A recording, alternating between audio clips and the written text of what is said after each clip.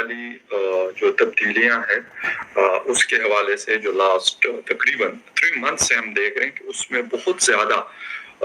تیزی کے ساتھ حالات بدلے ہیں. ویسے تو اگر ہم بلوچستان کی ہسٹری کھول کے دیکھ لیں تو موسٹ آف دا ٹائم وہاں پہ مختلف قسم کی انسرجنسیز اور لا اینڈ آرڈر کی سچویشن خراب رہی ہے. لیکن جب سے 2022 سٹارٹ ہوا ہے تو ایک بڑا چینج دیکھنے کو آ رہا ہے, بہت بڑا شفٹ آ رہا ہے. کیا اس کی ریزنز ہیں؟ ایک اور ریڈ الرٹ جاری کیا گیا ہے سیکیورٹی کے حوالے سے بلوچستان حکومت کی طرف سے اور سیکیورٹی کے اداروں کی طرف سے کہ مزید حملے جو ہیں وہ ہو سکتے ہیں, اسپیشلی جو ریلوے ٹریکس ہیں اور ریلوے اسٹیشنز ہیں اور اس طرح کی چیزیں ہیں. وہ کیا رہا ہے اور اس کے پیچھے ریزنز کیا ہے؟ یقیناً ہم بات کر رہے ہیں پاکستان کے سب سے بڑے پروونس کے حوالے سے, تقریباً آدھا پاکستان ہے, وہاں پر انسرجنسی میں تیزی سے اضافہ ہوا. میں اکثر آپ لوگوں کو ویڈیوز میں بتاتا ہوں کہ پہلے بھی مسائل تھے کچھ ڈسٹرکٹ کے اندر, لیکن اب ایک پورا ایک پیس کے ساتھ یہ سلسلہ شروع ہوا ہے اور اس میں میں یہ کہہ رہا ہوں کہ وقتاً فوقتاً اس میں تیزی آ رہی ہے. بلوچستان کے حالات بھی اس پہ اثر انداز ہیں, یہ بھی ایک بہت بڑا ریزن ہے. لیکن جو اندر لوگ ہیں, جو حکومت جو اسٹیٹ کے خلاف لڑنے والے لوگ ہیں, جس میں مختلف قسم کی آرگنائزیشنز ہیں, وہ یہ کام کر رہی ہیں. ایک طرف یہ تھا کہ جس وقت بلوچستان میں افغانستان میں اشرف غنی صاحب کی حکومت تھی تو کہا یہ جاتا تھا کہ وہاں پہ ہندوستانی انفلوئنس کی وجہ سے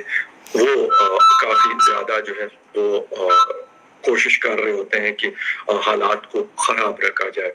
لیکن اب جب ان کو گئے ہوئے تقریباً 7 سے 8 مہینے ہونے کو ہے, یا 6-7 مہینے تو آلموسٹ ہو گئے ہیں, تو اب کیا ایسی چیزیں ہیں جس کی وجہ سے ابھی کچھ دن پہلے میری کچھ لوگوں سے بات ہو رہی تھی, بلوچستان کے بھی تھے, باقی علاقوں کے بھی, تو انہوں نے کہا کہ اس وقت جو ویپن یوز ہو رہا ہے وہ بالکل لیٹسٹ قسم کا ویپن ہے.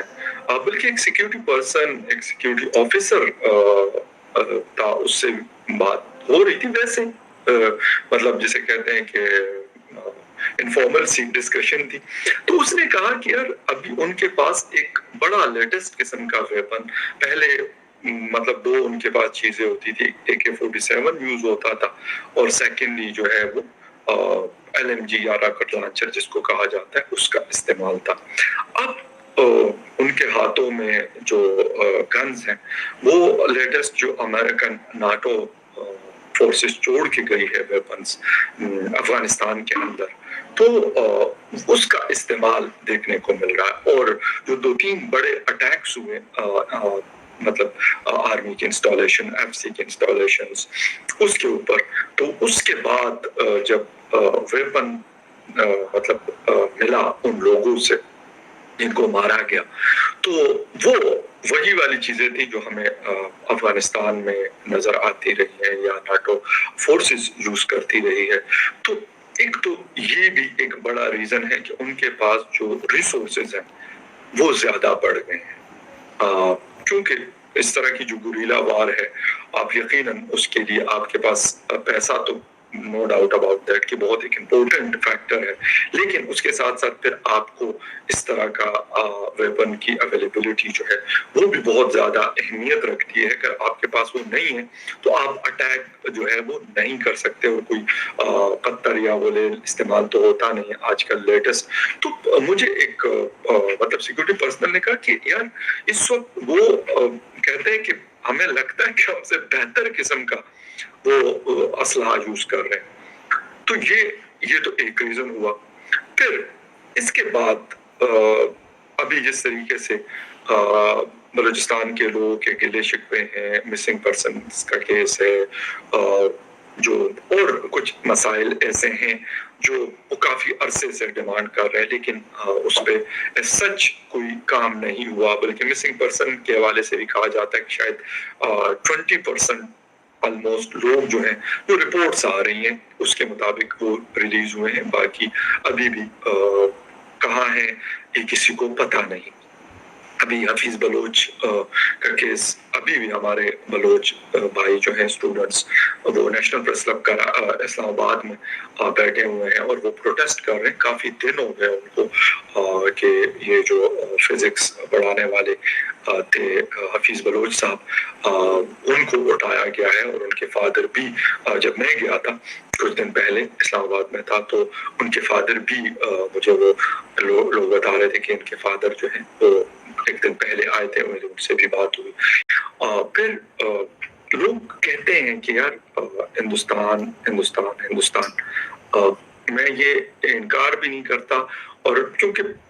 مختلف ایلیگیشنز لگتی ہیں, سچی بات ہے. ہو سکتا ہے کہ ہندوستان کا کوئی رول ہوتا ہوگا بلوچستان کے اندر, لیکن جو اس وقت یا پھر اگر ہم تھوڑا سا کچھ عرصے سے دیکھیں تو فیل یہ ہو رہا ہوتا ہے کہ یار ایک جسے کہتے ہیں کہ ایک انسانی دماغ سوچتا ہے دیکھتا ہے کہ یار مطلب اتنا دور ہو کہ ٹھیک ہے مختلف طریقہ کار یوز ہوتے ہیں, لیکن ایران کیونکہ بارڈر پہ ہے, افغانستان کیونکہ بارڈر پہ ہے, تو ایران کا رول بھی ہم اس کو بھی نل اینڈ وائڈ نہیں کر سکتے. پھر عرب کنٹریز کے حوالے سے بھی باتیں ہوتی ہے. الگ بات ہے کہ ہم کل کے ان کا نام نہیں لے سکتے یا نہیں لیتے, ہماری حکومتوں کی اپنی مجبوریاں ہیں. اور تو شاید یہ بھی ایک ریزن ہے کہ ہندوستان ایک آسان ہو جاتا ہے کیونکہ وہ ہم کہتے ہیں کہ یار دشمن نمبر 1 ہے تو وہ کام آسان ہو جاتا ہے کہ یار ٹھیک ہے وہ کر رہے ہوں گے. میں یہ نہیں کہتا کہ پراکسیز نہیں ہوتی, میں بالکل اس سے انکاری نہیں ہوں, لیکن مطلب اگر ہم یہ کہیں کہ جی ہم نے جا کے اس کسی شہر میں ہندوستان کے ہم نے کچھ کرنا ہے, یعنی وہ ہم سے کافی دور ہے, بارڈر کے قریب وہ چلے پھر تھوڑا سا ہو سکتا ہے. جس طرح کشمیر ہے وہاں پہ اس طرح کی کچھ چیزیں یا ہو سکتی ہیں تو پاسبل بھی ہے, چلے کافی حد تک ممکنات ہیں لیکن پاسبلٹیز ہیں, لیکن اتنا دور ہو کہ یہ تھوڑا سا ایک ایشو ہے. اس کے ساتھ ساتھ پھر ہم ان لوگوں کو کیا ڈیلیور کر رہے ہیں, ہم لوگوں کا بیہیویئر ان لوگوں کے ساتھ کیسا ہے, یہ بہت سارے فیکٹرز ہیں جس کی وجہ سے مسائل ہیں اور مسائل مزید بڑھ رہے ہیں.